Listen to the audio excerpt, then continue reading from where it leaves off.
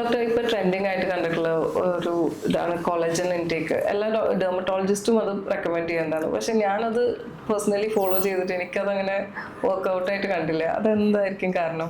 അത് ഇപ്പൊ ട്രെൻഡിങ് ആയിട്ടുള്ള സംഭവം എന്നല്ല.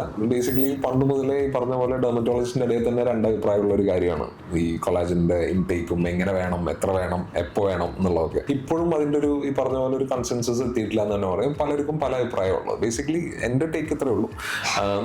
നമ്മുടെ ഏജ് കൂടുന്തോറും നമ്മുടെ ബോഡിയുടെ എല്ലാ ഫങ്ഷൻസും ഡിക്ലൈൻ ചെയ്യും. അതായത് നമ്മൾ ചെറുപ്പത്തിലുള്ള പോലത്തെ നമ്മുടെ കൊളാജൻ സ്റ്റിമുലേഷൻ ആയാലും നമ്മുടെ കൊളാജന്റെ പ്രൊഡക്ഷൻ ആയാലും നമ്മുടെ സ്കിന്നിന്റെ ടേൺ ഓവർ ആയാലും എല്ലാം സ്ലഗിഷ് ആവും ഭയങ്കരമായിട്ട്. ഏജ് കൂടുന്തോറും നമുക്ക് ഇതേപോലെ ഡിക്ലൈൻ ചെയ്തു വരും. ഇപ്പോൾ കൊളാജന്റെ സ്ട്രെങ്ത്തും കൊളാജൻ വീക്കായി തുടങ്ങും, കൊളാജന്റെ പ്രൊഡക്ഷനും കുറഞ്ഞു തുടങ്ങും. ഇതൊക്കെ നമുക്ക് ഏജ് കൂടുമ്പോൾ ഉണ്ടാകുന്ന ചേഞ്ചസ് ആണ്. അതുകൊണ്ടാണ് നമ്മുടെ സ്കിന്ന് സാഗ് ചെയ്യുന്നതും, സ്കിന്നിന് പണ്ടത്തെ പോലത്തെ ആ ഒരു ഇലാസ്റ്റിസിറ്റി ഇല്ലാത്തതും, ആ ഒരു ടെക്സ്ചർ വൈസ് സ്കിന്ന് പണ്ടത്തെ പോലെ നമുക്ക് ബൗൺസി ആയിട്ടിരിക്കാത്തതും ഒക്കെ അതിന്റെ ഒക്കെ ഭാഗമാണ്. ബേസിക്കലി നമ്മുടെ സ്കിന്നിന്റെയും കണക്ടിവിറ്റിയുടെ ഒക്കെ മെയിൻ ഇന്റഗ്രൽ പ്രോട്ടീൻസ് ആണ് ഈ കൊളാജൻ എന്ന് പറയുന്നത്, ഇലാസ്റ്റിൻ എന്നൊക്കെ പറയുന്നത്. അങ്ങനെ പല രീതിയിലുള്ള പ്രോട്ടീൻസ് ആണ്. അപ്പോൾ ഇതിന്റെ ഒക്കെ ബേസിക് ആയിട്ടുള്ള ഒരു ഐഡിയ എന്താണെന്ന് വെച്ച് കഴിഞ്ഞാൽ നമ്മുടെ സ്കിന്നിൽ ഇപ്പം നമ്മൾ കൊളാജൻ കഴിക്കുമ്പോൾ നമ്മുടെ ബോഡിക്ക് അറിയില്ല നമ്മൾ ഇതിന് വേണ്ടിയിട്ടാണ് കഴിക്കുന്നത്. നമ്മുടെ ബോഡി അതിന് ആവശ്യമുള്ള രീതിയിലാണ് കൊളാജൻ യൂസ് ചെയ്യുക. അപ്പോൾ നമ്മൾ സ്കിന്നിലോട്ട് ഇത് കൊടുക്കുമ്പോൾ, നമ്മുടെ ബോഡിയിലോട്ട് ഇത് കൊടുക്കുമ്പോൾ നമ്മുടെ സ്കിന്നിലോട്ട് ഇതിന്റെ ഒരു റിക്വയർമെന്റ് നമ്മൾ ഉണ്ടാക്കണം. അതായത് സ്കിന്നിൽ ഈ കൊളാജന്റെ യൂസ് വരുന്ന രീതിയിലുള്ള, കൊളാജൻ സ്റ്റിമുലേഷൻ ഉണ്ടാക്കുന്ന രീതിയിലുള്ള പ്രൊസീജിയറുകൾ വഴി, അതായത് ലേസേഴ്സ്, മൈക്രോ നീഡ്ലിംഗ്, അങ്ങനത്തെ ഒരുപാട് ഓപ്ഷൻസ് ഉണ്ട്. കൊളാജൻ സ്റ്റിമുലേറ്റ് ചെയ്യുന്ന പ്രൊസീജിയേഴ്സ് ഒരുപാടുണ്ട്. ഇങ്ങനത്തെ പ്രൊസീജിയേഴ്സ്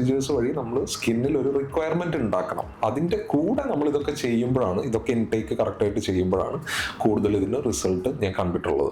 ഇപ്പോൾ നമ്മളെല്ലാവരും ഇപ്പോൾ നമ്മൾ വർക്ക്ഔട്ട് ചെയ്യുമ്പോഴായാലും എന്ത് ചെയ്യുമ്പോഴായാലും നമ്മുടെ മസിൽ ഗ്രോത്തിനും ഡെവലപ്മെന്റിനൊക്കെ വേണ്ടിയിട്ട് നമ്മൾ ഒരുപാട് പ്രോട്ടീൻ പൗഡേഴ്സും പ്രോട്ടീൻ സപ്ലിമെന്റ്സും കാര്യങ്ങളൊക്കെ നമ്മൾ കഴിക്കുക. അല്ലെങ്കിൽ ആനിമൽ സോഴ്സിൽ നിന്നുള്ള പ്രോട്ടീൻ ഒരുപാട് നന്നായിട്ട് കഴിക്കും. ഇതേപോലെ തന്നെ നമ്മുടെ സ്കിന്നിനും ഒരു പ്രോട്ടീൻ ഉണ്ട്. നമ്മുടെ ഏറ്റവും കൂടുതൽ നമ്മുടെ ബോഡിയിലുള്ള പ്രോട്ടീൻ എന്ന് പറയുന്നതിൽ ഒന്ന് ഈ കൊളാജൻ എന്ന് പറയുന്ന സംഭവമാണ്. അപ്പോൾ ഈ കൊളാജൻ വീക്ക് ആവുന്നതാണ് നമ്മുടെ സ്കിന്ന് സാഗ് ചെയ്യണതും, സ്കിന്ന് കൂടുതലായിട്ട് ഇതേപോലെ നമ്മൾ ആ ഒരു പ്രായം, ഏജ് കൂടുതലായിട്ട് തോന്നിക്കുന്ന രീതിയിലുള്ള എന്തൊക്കെ ചേഞ്ചസ് നമ്മുടെ സ്കിന്നിൽ വരുമോ അതിലേറ്റവും ഒന്ന് ഇമ്പോർട്ടൻ്റ് ആയിട്ടുള്ള കാര്യം നമ്മൾ ഈ ഫോട്ടോ ഏജിങ് എന്ന് പറഞ്ഞിട്ടുള്ള സംഭവമാണ്. അതായത് ലൈറ്റ് അടിച്ചടിച്ച് നമ്മുടെ സ്കിന്നിൽ ഉണ്ടാവുന്ന ചേഞ്ചസ് ആണ്. രണ്ടാമത്തത് ഈ പറഞ്ഞ പോലെ കൊളാജൻ വീക്ക് ആവുന്നതാണ്. അപ്പം നമ്മൾ നമ്മുടെ ബോഡിക്ക് എത്രത്തോളം പ്രോട്ടീൻ ആവശ്യമാണോ അതേപോലെ തന്നെ നമ്മളൊരു സ്കിന്നിലോട്ടും ആ പ്രോട്ടീൻ ആവശ്യമാണ്. പക്ഷെ അൺഫോർച്ചുനേറ്റ്ലി നമ്മളിത് കഴിച്ചുകൊണ്ട് മാത്രം കാര്യമില്ല. അപ്പോൾ ബേസിക്കലി ഇത്രയേ ഉള്ളൂ. നമ്മൾ വെറുതെ കഴിച്ചുകൊണ്ടിരിക്കുന്നതിനേക്കാളും ഏറ്റവും നല്ലത് സ്കിന്നിൽ ഒരു റിക്വയർമെന്റ് ഉണ്ടാക്കുക. അതനുസരിച്ച് അതിന്റെ കൂടെ ഈ ഇൻടേക്കും കൂടി ആവുമ്പോൾ കുറച്ചും കൂടി എഫക്റ്റീവായിട്ട് അത് വർക്ക് ചെയ്യും എന്നുള്ളതാണ് തോന്നിയിട്ടുള്ളത്.